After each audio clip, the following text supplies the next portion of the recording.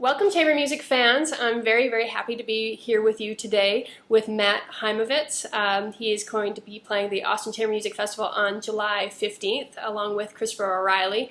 It's just a thrill to have him here to be talking with us. Welcome, Matt. Thanks a lot for joining us. Thanks a lot. Good to be with you.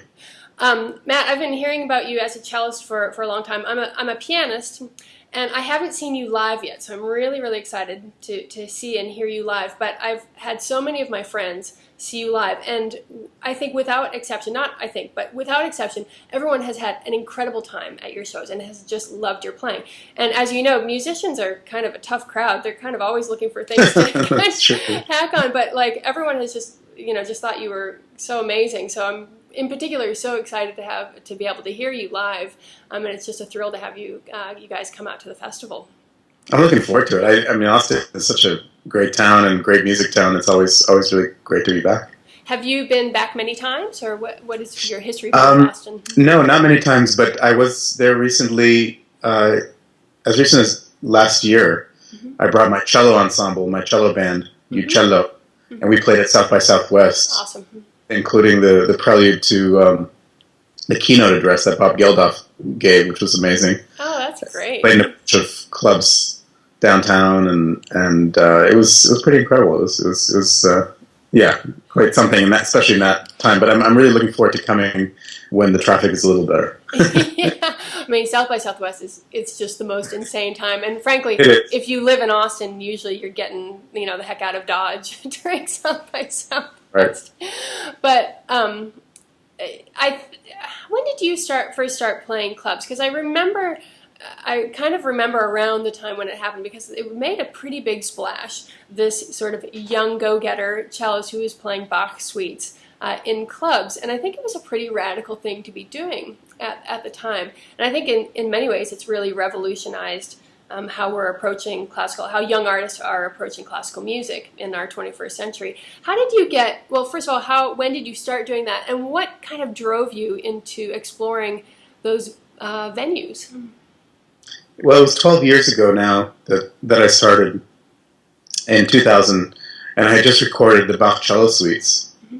And it was a little bit kind of necessity at that time. We started our own label with my wife Luna Pro Wolf, the composer, and I had this recording in hand. I wanted to go support it like a indie rock musician, and not simply just release it into the ether and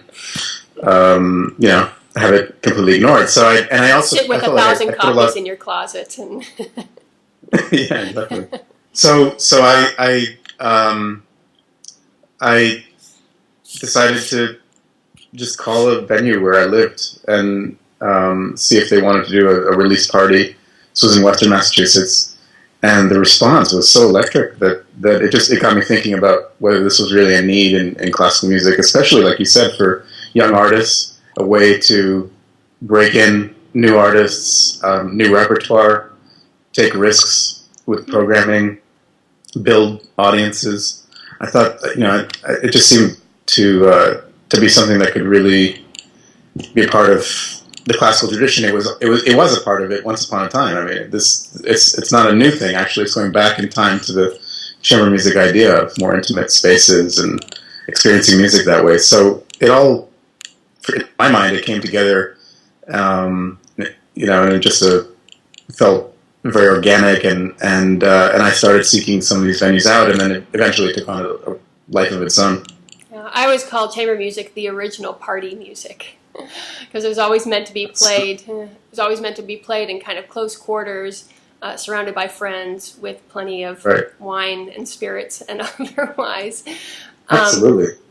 And I think that there is definitely an audience out there who wants to hear classical music, who wants to be part of that scene, but maybe doesn't necessarily want to be a part of the kind of formality of the concert hall. Was it surprising for you when you started presenting in the clubs how well that was taken to?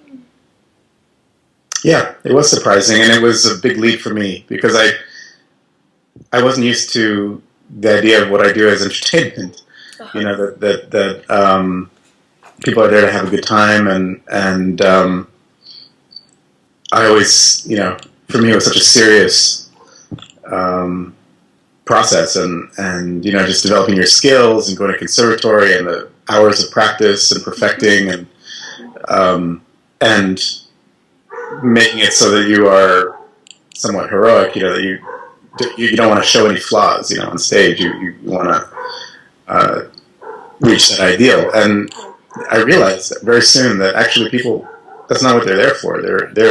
They want to get in touch with humanity, and they want to feel closer to each other, and they want to be inspired and see the world a different way, and that actually requires embracing, a sense of human nature and vulnerability, and it was a big revelation for me at that time.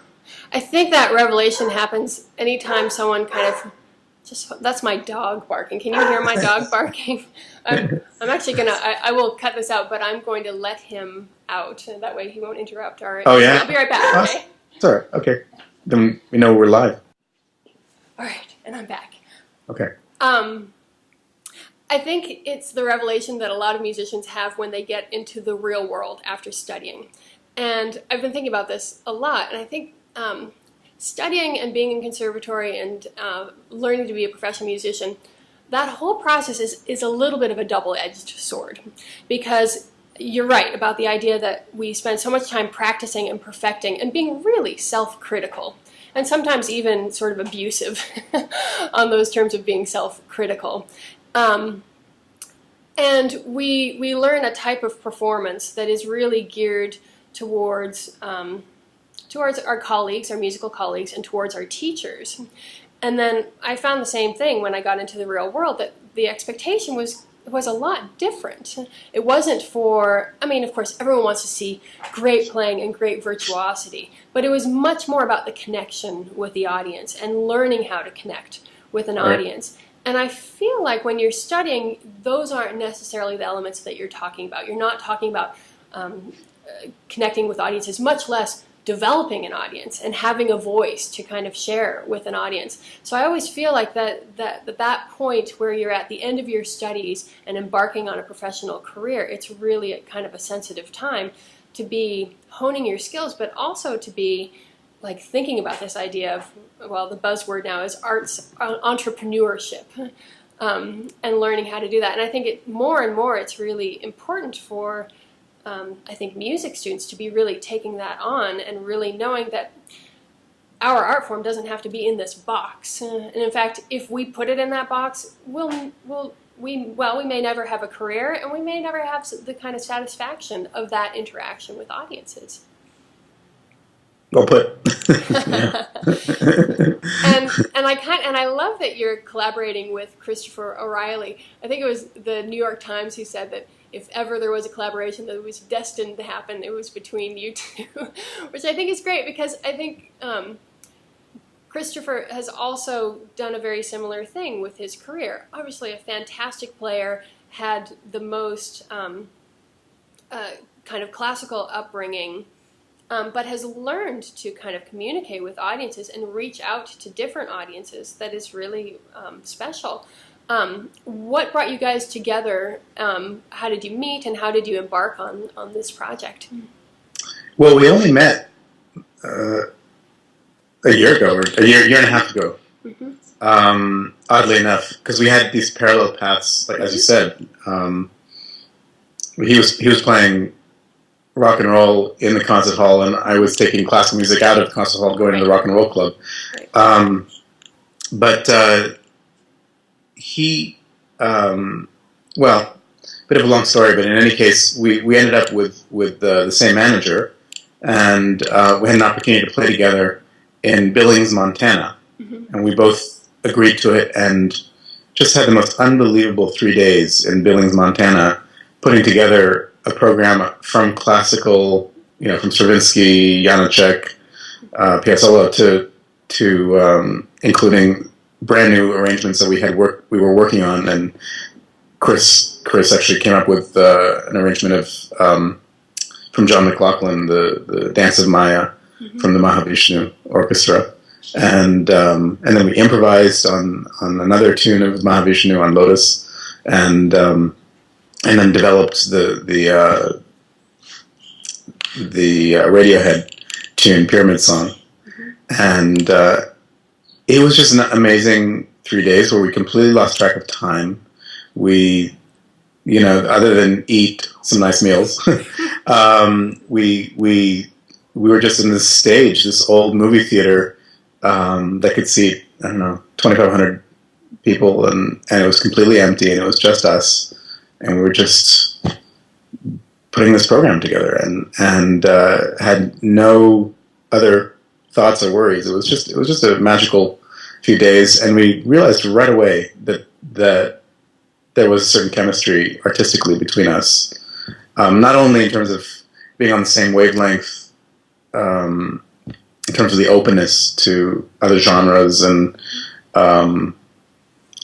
just listening to a broad variety of music, but in fact we have quite different backgrounds, but just the sense of common purpose and sensitivity to, mastery over the instrument, but also sensitivity to what the other person's doing at all moments, and having sort of the whole in mind. There was something very just a beautiful give and take, and we knew right away that this was something we wanted to pursue, and so over the year we've collaborated and continue next year. Mm-hmm. You're like musical soulmates. In a way, yeah, absolutely. And you never know when you sit down. I mean, even if you think you have something in common with somebody, you sit down, you play, and you just never know in music whether it's going to work or not. And this was kind of pretty instantaneous that we knew. Well, and that's always such a kind of magical moment anyway when you play with someone for the first time, because you kind of get to know them in a way in the first 5 minutes at a pretty deep level. I think a deeper level than actually talking to anyone for 5 minutes.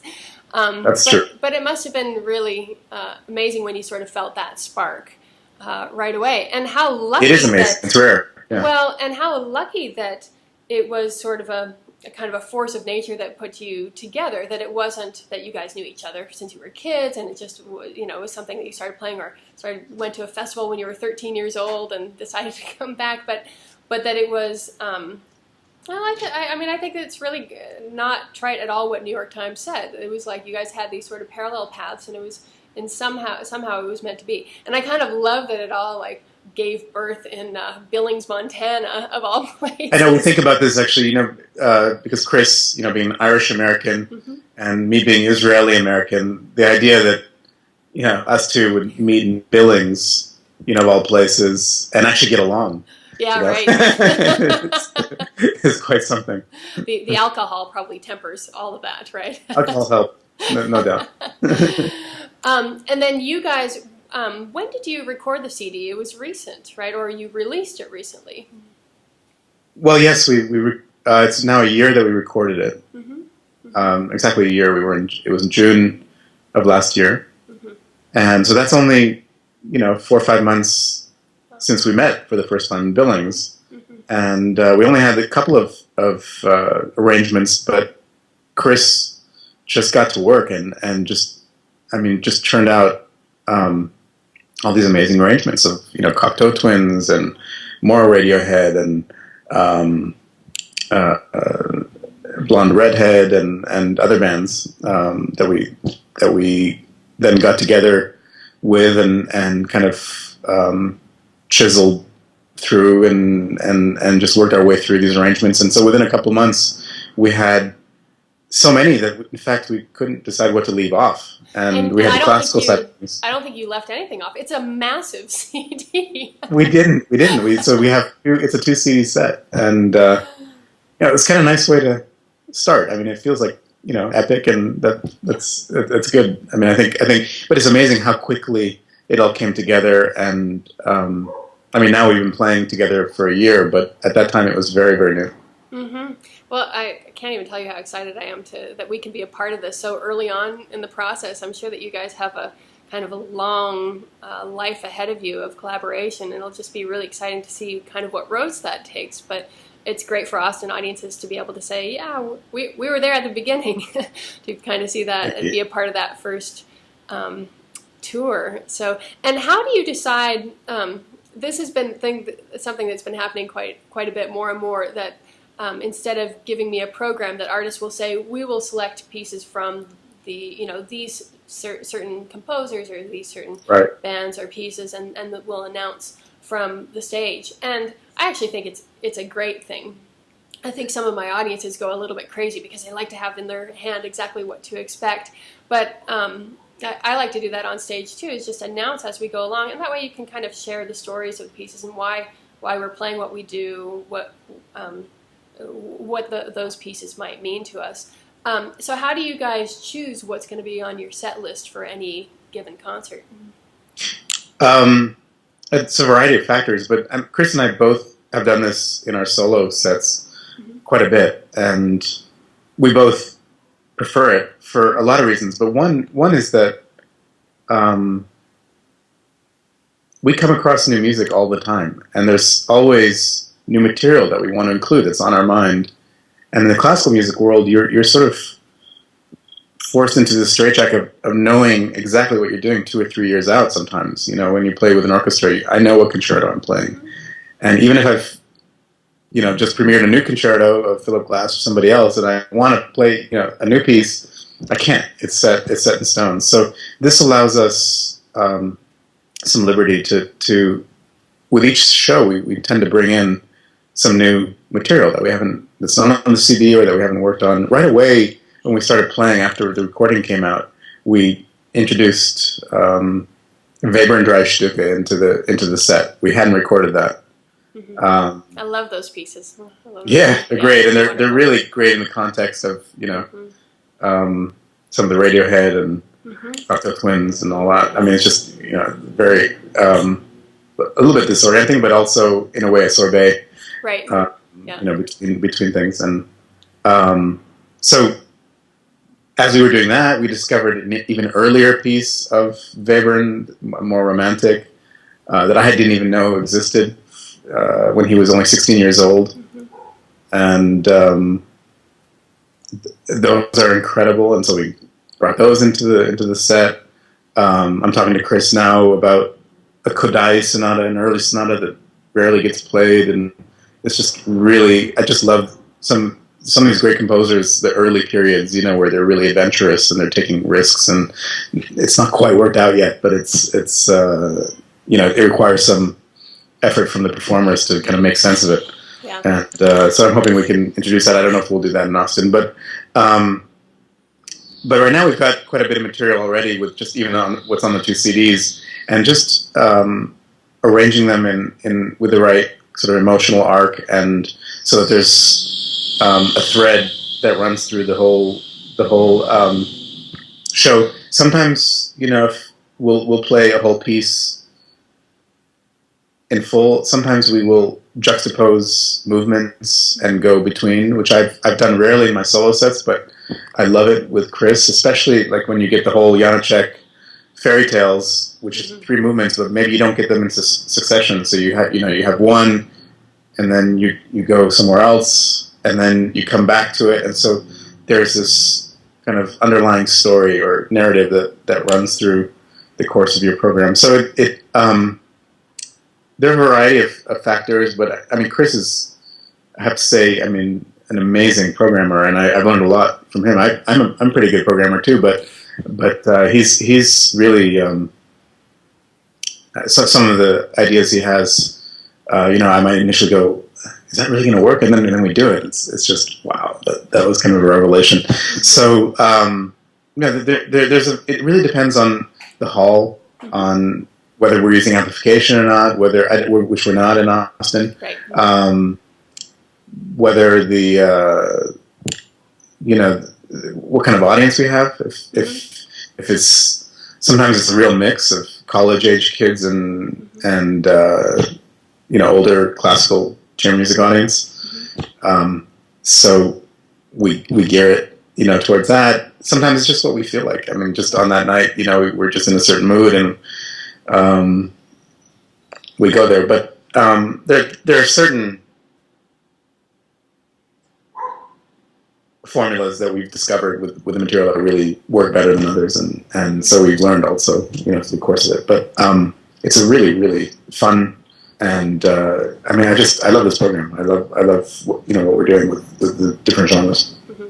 Well, I can't wait. It just sounds really exciting. It sounds like there's just going to be a ton of spontaneity. And what I kind of love from what I'm hearing about the program is when an audience member goes to that program, nobody ever will hear that program exactly the way it was presented that night. So it truly is a kind of once-in-a-lifetime experience for our audiences, and I know that they're just going to eat it up, as will I. And it's the finale of our festival, and it's the night before my birthday, so it'll be like a pre-birthday celebration. All right. So I can't wait. Thank you so much for joining us this morning and chatting with us. It's really great for our audiences to get to know you before you come to Austin. My pleasure. I'm really looking forward. See you very soon. Yeah, sounds great. And you have a great afternoon, and we'll talk soon. You too. Thanks. Bye. All right. Bye.